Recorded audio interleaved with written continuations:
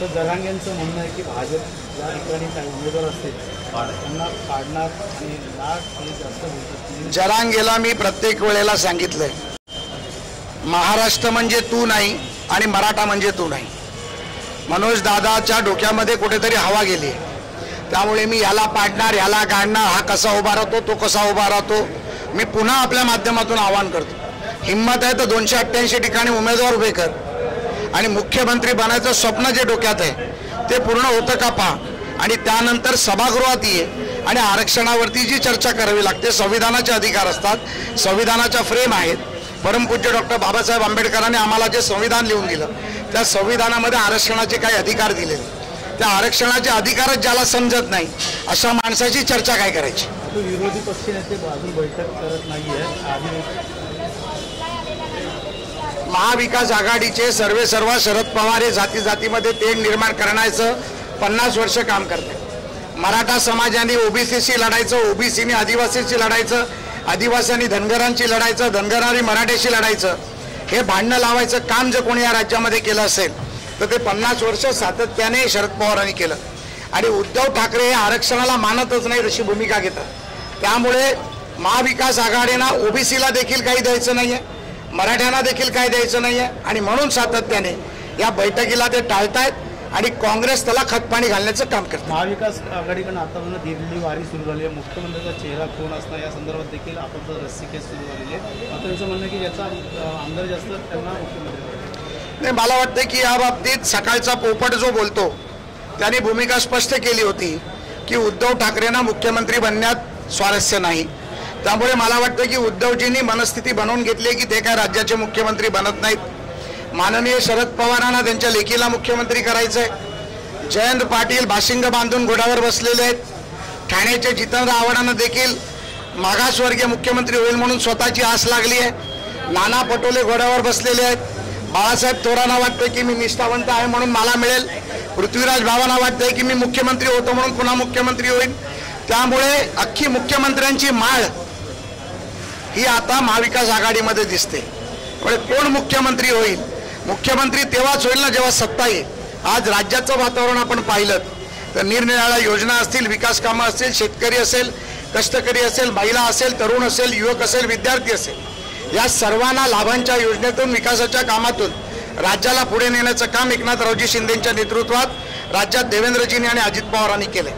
त्यामुळे या राज्यात पुन्हा एकदा महायुतीचं सरकार येणार हे निश्चित आहे आणि मला त्याची खात्री आहे. मुख्यमंत्री लाडकी बहीण योजना 17 तारखेपर्यंत पहिला हप्ता आता म्हणजे पुढे सांगितलं जातं आपल्याकडून जवळपास 35 ते 40 लाख अशा महिला ज्यांचं आधार कार्ड बँकेलाच लिंक नाही आता तांत्रिक अडचणी समोर आहेत. मला वाटतं की काँग्रेसची सुपारी घेऊन प्रश्न विचारू नका, महाविकास आघाडीची सुपारी घेऊन प्रश्न विचारू नका. आम्ही त्याच्यामध्ये कुठलीही टेक्निकल बाब आहे त्या टेक्निकल बाबी पडताळल्या जातील. ज्यांच्या खात्यात पैसे जाणार नाहीत त्यांची खाती लिंक करून त्यांना देखील पैसे दिले जातील. 31 ऑगस्टपर्यंत ज्या महिला फॉर्म भरतील त्यांना जून, जुलै आणि ऑगस्टचे पैसे मिळतील. सप्टेंबर आणि ऑक्टोबरमध्ये आचारसंहिता लागली नाही तर सप्टेंबर ऑक्टोबरचे देखील पैसे मिळतील. माझी सरकारकडे मागणी आहे की जशी आम्ही रक्षाबंधनाची भेट देतोय तशी ऑक्टोबर महिन्यात भाऊबीजेची भेट देखील सरकारने द्यावी आणि 2.5 कोटी महिलांपर्यंत याचा निधी पोहोचावा आमचा प्रयत्न राहील. धन्यवाद. देवेंद्र फडणवीस यांनी आणि मुख्यमंत्री एकनाथ शिंदे यांनी कॅबिनेटमध्ये हा मुद्दा घेतला होता. कॅबिनेटमध्ये आकडेवारी सांगितली गेली की 25 लाख महिलांच्या अकाउंट लिंक झालेलं नाही. हो, मी तेच म्हणतो ना. देवेंद्र फडणवीस यांनी कबूल केलं होतं की ते म्हणतात की जसं यावेळेस नाही मिळेल तर पुढच्या वेळेस मिळेल, तो मुद्दा होता.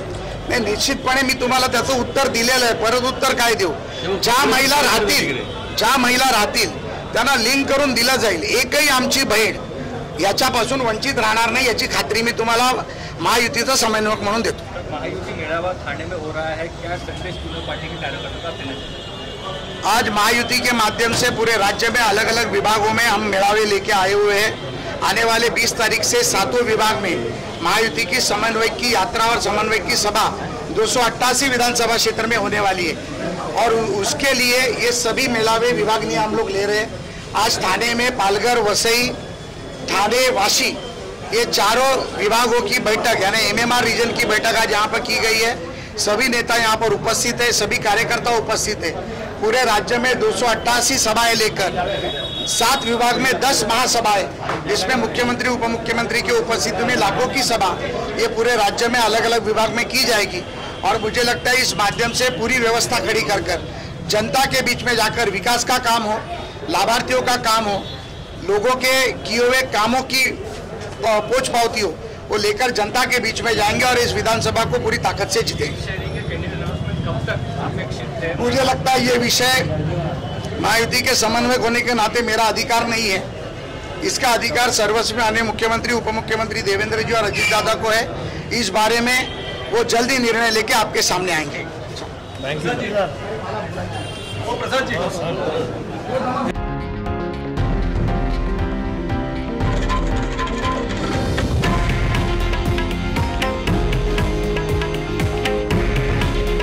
हे आहे देशातील नंबर 1 न्यूज नेटवर्क आणि आपण पाहत आहात TV9 मराठी। काळजी तुमची, हित महाराष्ट्राचं।